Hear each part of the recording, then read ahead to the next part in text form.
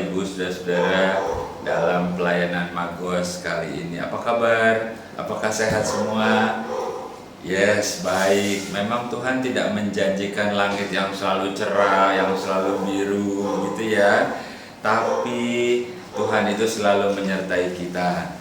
Dia tidak pernah meninggalkan kita. Kalau hari ini kita ada, itu suatu bukti penyertaan Tuhan. Walaupun langit pun kadang-kadang ada petirnya, kadang-kadang ada badai, tapi semua itu justru membuktikan bahwa penyertaan Tuhan itu selalu ada bersama dengan kita.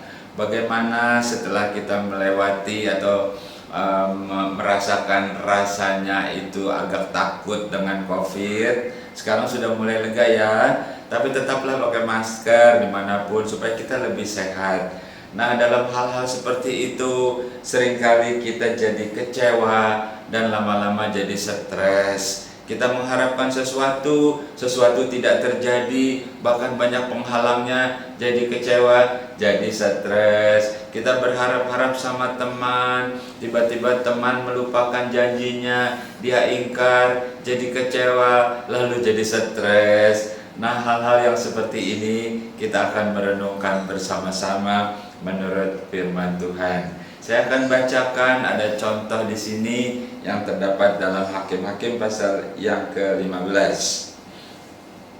Hakim-Hakim pasal 15 mulai ayat yang pertama. Beberapa waktu kemudian, dalam musim menuai gandum, pergilah Simson mengunjungi istrinya dengan membawa seekor anak kambing serta berkata, "Aku mau ke kamar mendapatkan istriku." Tetapi ayah perempuan itu tidak membiarkannya dia masuk. Kata ayah perempuan itu, "Aku telah menyangka bahwa engkau benci sama sekali kepadanya. Sebab itu aku memberikannya kepada kawanmu. Bukankah adiknya lebih cantik daripadanya? Baiklah, kau ambil dia bagimu sebagai gantinya." Lalu kata Simson kepadanya, "Sekali ini aku tidak bersalah terhadap orang Filistin apabila aku mendatangkan celaka kepada mereka." Bapak Ibu Saudara-saudara, itulah Simson. Ya, dia bawa kambing, maksudnya baik toh, mau ketemu istrinya, udah kangen gitu ya. Tapi ternyata apa yang didapati? Istrinya udah diambil orang. Ya, bapaknya bilang, "Lah kukira kau sudah tidak suka lagi, jadi aku berikan kepada orang lain." Wah, Simson marah ya. Simson marah, Simson kecewa. Lalu kata Simson, "Baiklah, pokoknya aku tidak bersalah kalau aku mendatangkan celaka kepada orang Filistin." Nah, marah, kesel, kecewa itu menyebabkan stres. Jangan stres ya Bapak Ibu Saudara-saudara. Kalau stres itu tensinya naik gitu ya. Tensinya naik. Jadi kita lihat ini dari contoh ini, Simson ini stres dia karena istrinya diambil orang. Maka dari itu ya, jadi harus disayang-sayang lah kalau punya istri ya. Jadi biarkan dia itu merasa nyaman bersama dengan engkau. Ya, mungkin kau tidak bisa membelikan hal yang mahal-mahal, tetapi perhatianmu, senyummu, dan apapun yang kau bisa berikan dengan hati yang tulus pasti akan terasa. Nah, jangan seperti Simson nih. Simson kecewa lalu stres. Ada banyak contoh lagi di dalam firman Tuhan. Ya, mungkin tidak kita bacakan satu persatu. Salah satunya kita akan baca di dalam Habakuk. Habakuk pasal yang ketiga ayat yang ke-17 bunyinya begini. "Sekalipun pohon ara tidak berbunga, pohon anggur tidak berbuah, hasil pohon zaitun mengecewakan, sekalipun ladang-ladang tidak menghasilkan bahan makanan, kambing domba terhalau dari kurungan, dan tidak ada lembu sapi dalam kandang." Bayangkan apa yang terasa ya. Kata Habakuk bilang, pohon ara tidak berbunga, pohon anggur tidak berbuah, sapi-sapi kagak ada di kandang, kosong, melompong semuanya, nihil. Coba apa yang terjadi?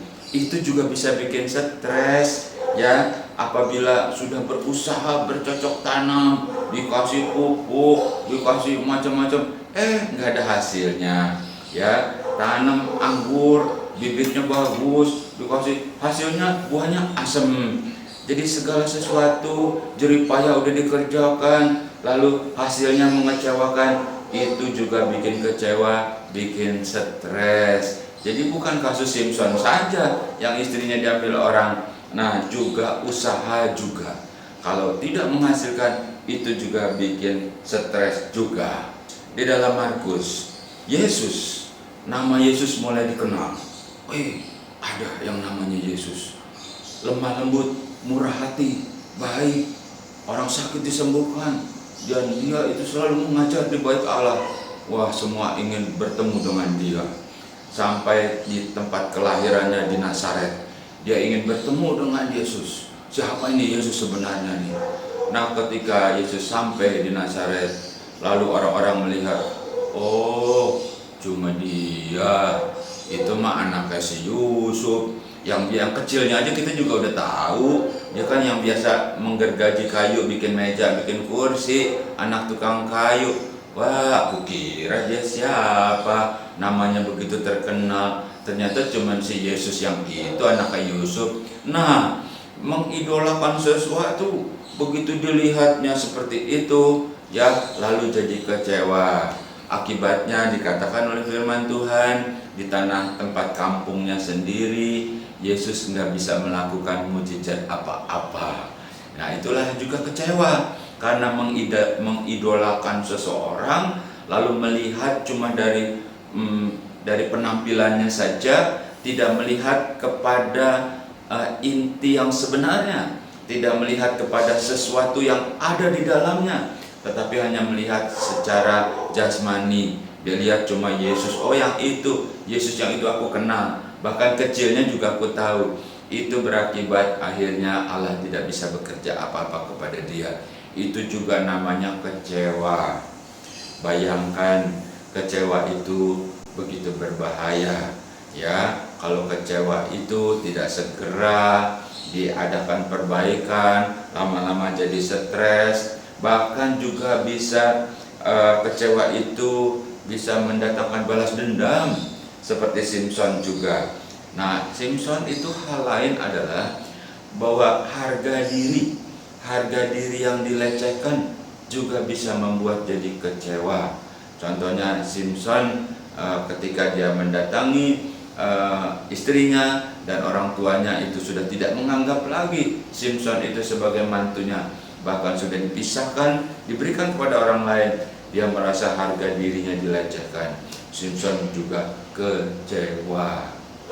Coba, apalagi yang bisa membuat engkau kecewa dalam hidup kita sehari-hari? Banyak bukan? Nah, itulah begitu berbahayanya kecewa. Lama-lama bisa jadi stres. Begitu ya. Nah, hari ini kita juga akan terus melihat bagaimana kekecewaan demi kekecewaan itu terjadi. Dan kekecewaan itu yang antara lain adalah seperti Simpson, kita katakan akhirnya dia balas dendam. Itu adalah implementasi buah dari kecewa itu seperti itu. Kalau sesuatu yang negatif akan menghasilkan yang negatif juga. Simpson juga. Masih ingat Elia di Gunung Karmel? Nah, gitu ya. Elia itu 400 nabi Baal dibunuh sama dia setelah dia bersama-sama dengan Tuhan membuktikan Allah yang hidup. Bayangkan Elia, begitu hebatnya, artinya Tuhan pakai Elia dengan luar biasa. Nabi Baal dibunuh. Dia adalah seorang nabi abdi Allah yang sangat kesohor kalau menurut kita zaman sekarang, gitu bukan? Tapi apa yang terjadi? Halo, ketika Ahab kasih tahu sama Isabel, nabi-nabi Baal sudah dibunuh semua sama Elia. Hah? Semua? 450? Habis semua dibunuh. Hah? Itu kan nabi-nabiku, nabi Baal.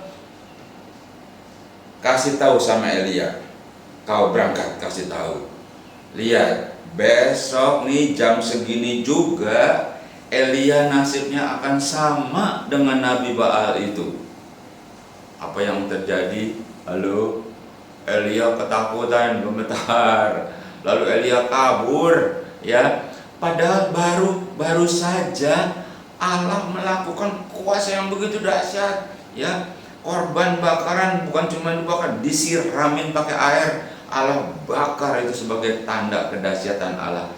Cuman oleh seorang Isabel, dia bilang, awas tuh Elia, kasih tahu, besok dia juga sama nasibnya. Kabur Elia, takut, stres Elia, bahkan minta mati. Ya Tuhan, udahlah cabut nyawaku.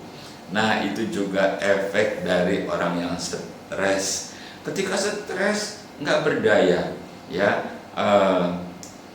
Pemazmur Salomo bilang begini, kalau engkau takut, maka kekuatan Allah jadi kecil di dalam hidupmu. Artinya Allah itu mau bekerja ketika engkau tuh mempercayai Allah. Engkau berani bukan karena engkau kuat, karena ada Allah yang kuat. Dekat rumah saya ada seorang polisi baru, masih muda banget ya, terus juga pakai baju polisi. Ya ketika macet-macet, ada truk gede nih ya, dia stop, dia prit, jalan, nggak berani berhenti. Ya padahal itu polisi masih kecil, masih muda, ya. Itu supirnya ya, maaf ya boy, ya ini tatonya begini, oh supir truk tronton, ya. Polisi suruh begitu, jalan dia. Apakah supirnya takut sama polisi itu? Cuma takut sama seragamnya. Halo, kita juga biasa-biasa saja, tapi di dalam kita itu loh Allah yang maha besar, ya. Langit dan bumi, setan juga takut, ya, nggak berani.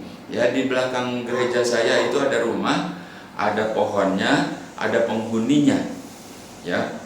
Udah banyak orang yang tukang tebang, disuruh tebang, usir, nggak berani. Ada satu tim 3 orang, udah dikasih uang muka, suruh tebang. Besok dia balik lagi pulangin itu uang. Tadi malam katanya bermimpi, kalau kau berani tebang, salah satu dari kamu harus mati. Dia bertiga sekawan. Nah, nggak berani mati, dipulangin itu uang. Kita doakan di dalam nama Yesus, kita usir itu setan. Ya, pemiliknya bilang begini nih, baik Pak Pendeta, nanti saya tunggu dulu, sebab dia kalau maghrib dia muncul. Nanti sesudah itu saya juga mau tanya sama orang pintar, masih ada apa enggak. Saya bilang nggak usah tanya, kau tebang. Tetap dia tanya, ya. Setelah kita doakan, sampai sekarang tidak ada apa-apa. Bayangkan itu pohon di depan rumahnya tidak bisa ditebang, jadi ditebang cuma tinggal bonggolnya saja. Karena ada penghuninya, katanya kalau malam suka duduk di situ. Tapi baik katanya. Saya bilang itu setan kagak ada yang baik, lama-lama kau dicekek sama dia. Saya bilang tapi tidak bisa diusir. Tuhan kita lebih berkuasa. Itu sebabnya jangan stres. Halo. Nah, Elia ini takut dia, padahal baru saja dia buat mujizat yang besar. Dia takut.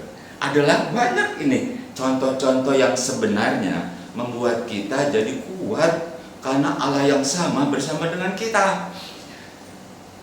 Kita kenal lagi yang namanya Yunus, ya. Yunus juga begitu.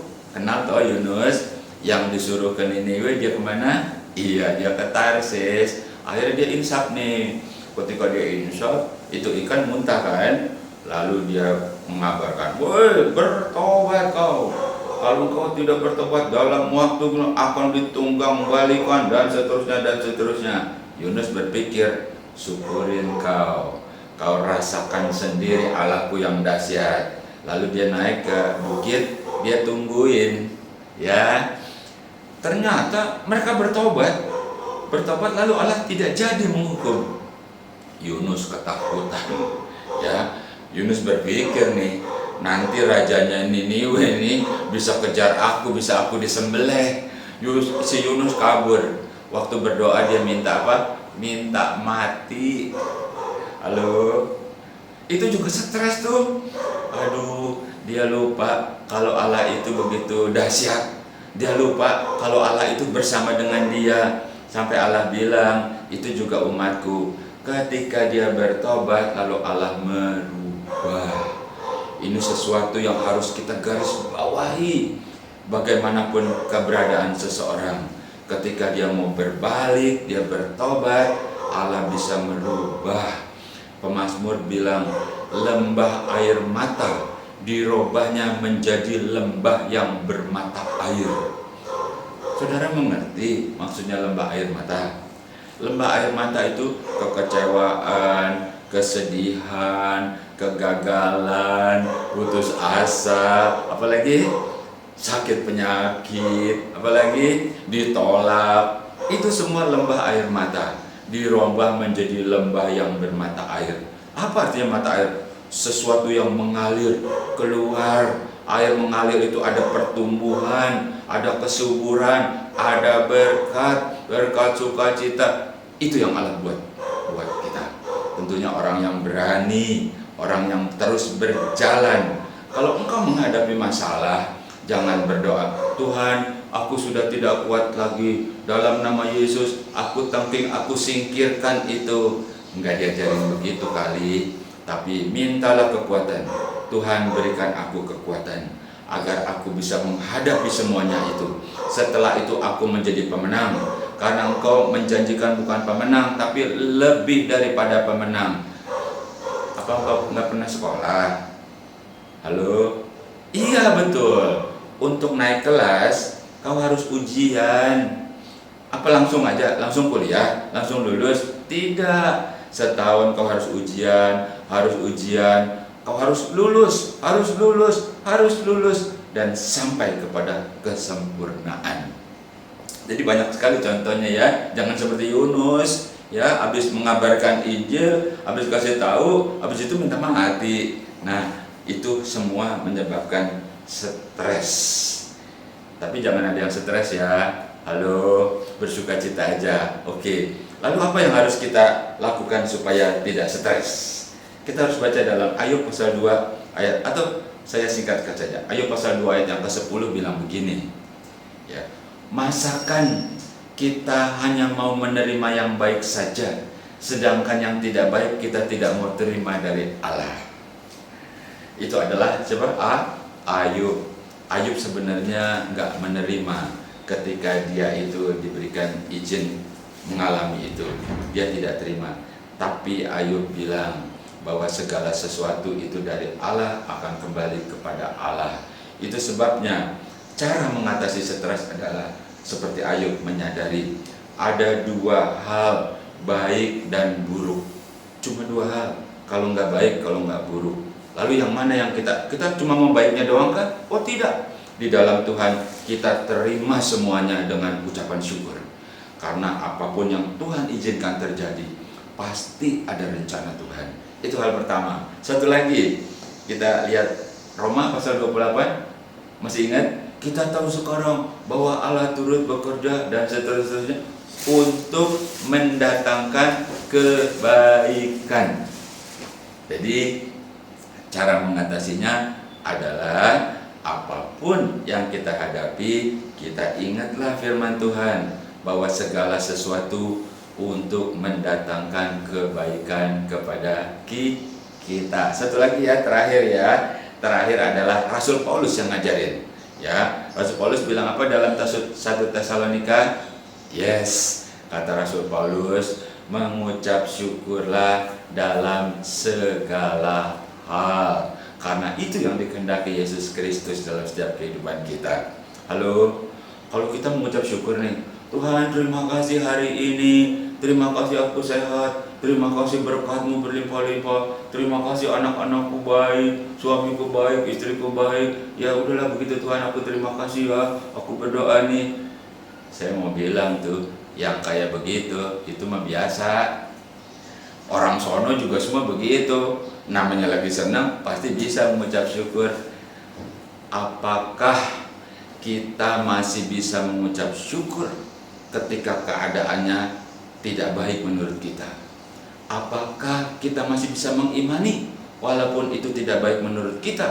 Kita masih mempercayai pasti itu baik menurut Tuhan. Itu yang baru hebat. Saya kasih jempolnya 2 deh, 1 nggak cukup, karena pasti Tuhan juga senang kepada kita. Dia akan bilang, tidak sia-sia aku berkorban. Ternyata engkau menjadi tangguh, ternyata engkau menjadi bukan cuma pemenang, lebih daripada pemenang. Halo, jadi hari ini renungan kita bagaimana kita mengatasi rasa stres, ya. Jadi tetaplah kuat, tetaplah semangat, ya. Diulangi lagi, direnungkan lagi, berdoa lagi, bilang Tuhan, sekarang aku tahu bahwa Engkau mengasihi aku. Bilang Tuhan, ampuni aku, pokoknya aku mau kuat terus karena Engkau bersama dengan aku. Oke, Tuhan Yesus memberkati. Sampai jumpa. Amin.